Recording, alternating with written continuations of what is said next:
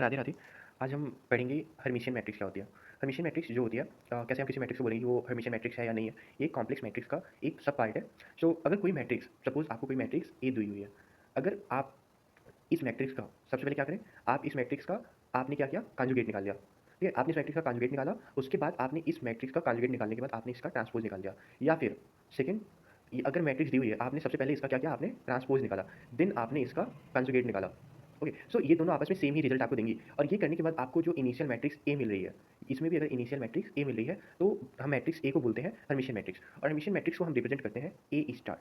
ये क्या होता है, ये होता है conjugate, conjugate of transpose, transpose of A. मतलब किसी भी मैट्रिक्स का जो कंजुगेट होता है उसके बाद उसका जो ट्रांसपोज होता है वही उसको क्या बोलते हैं, हर्मिशियन मैट्रिक्स। अगर वो अपने इनिशियल मैट्रिक्स के इक्वल आता है तो मतलब जैसे यहाँ पे कोई मैट्रिक्स ए दी हुई है, हमने इसका क्या किया, कंजुगेट ऑफ ट्रांसपोज निकाला, और वो अगर मैट्रिक्स ए दोनों आपस में सेम हो जाते हैं निकालने के बाद, तो इसको बोलेंगे कि मैट्रिक्स जो हमारी ए है वो एक हर्मिशियन मैट्रिक्स है।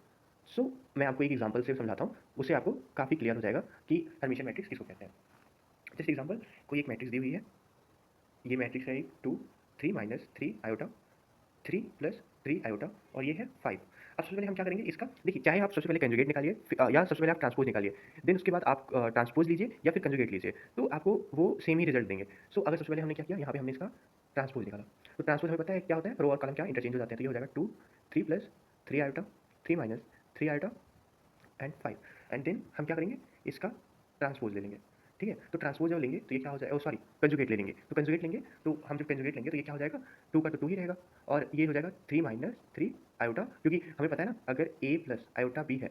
ओके, सो इसका जब कंजुगेट लेते हैं, इसका कंजुगेट क्या हो जाता है, ये हो जाता है a माइनस आयोटा b। ठीक है, तो कंजुगेट निकालने के टाइम हम क्या करते हैं, आई को आयोटा को हम रिप्लेस कर देते हैं माइनस आयोटा के साथ, तो यहाँ पे हो जाएगा ये 2 3 माइनस 3 आयोटा, और ये हो जाएगा 3 प्लस 3 आयोटा, और ये रियल नंबर है तो ये ऐसे का ऐसे ही रहेगा। सो आप देखो यहाँ से आपको ये किसके इक्वल आ गया, मैट्रिक्स ए के। ये इनिशियल मैट्रिक्स जो हमने ली थी और ये देखिए सेम हो गया, तो मतलब जो हमारी मैट्रिक्स ए है ये क्या है, हर्मिशियन मैट्रिक्स है। आई होप आपको ये समझ आया होगा कि हर्मिशियन मैट्रिक्स किसको कहते हैं। अगर सेम, अब हम अगर मैं पहले इसका क्या करता हूँ, पहले मैं इसको कंजुगेट, पहले इसका मैं कंजुगेट लेता हूँ। यहाँ पे सबसे पहले मैंने क्या लिया था, ट्रांसपोज, और यहाँ क्या करूँगा, मैं सबसे पहले कंजुगेट लूँगा। तो जब यहाँ पे कंजुगेट होगा मैट्रिक्स का, ये क्या हो जाएगा, 2 3 plus 3 iota, 3 minus 3 iota and 5, और देन इसके बाद क्या करूँगा, इसका ट्रांसपोज ले लूँगा। ओके, तो जब मैं इसका ट्रांसपोज लूँगा कंजुगेट का, ये हो जाएगा, रो और कॉलम इंटरचेंज हो जाएंगे। सो ये हो जाएगा 2 3 माइनस 3 आयोटा, 3 प्लस 3 आयोटा 5। ये किसके इक्वल आ गया, मैट्रिक्स ए के। सो मैट्रिक्स ए जो है वो क्या है, हर्मिशियन मैट्रिक्स। सो मतलब कहने का ये मतलब है, कोई भी मैट्रिक्स अगर उसका कंजुगेट ऑफ ट्रांसपोज उस मैट्रिक्स के इक्वल आता है तो हम उसको हर्मिशियन मैट्रिक्स बोलते हैं। आई होप आपको ये कॉन्सेप्ट क्लियर हुआ होगा। Thank you for watching the video.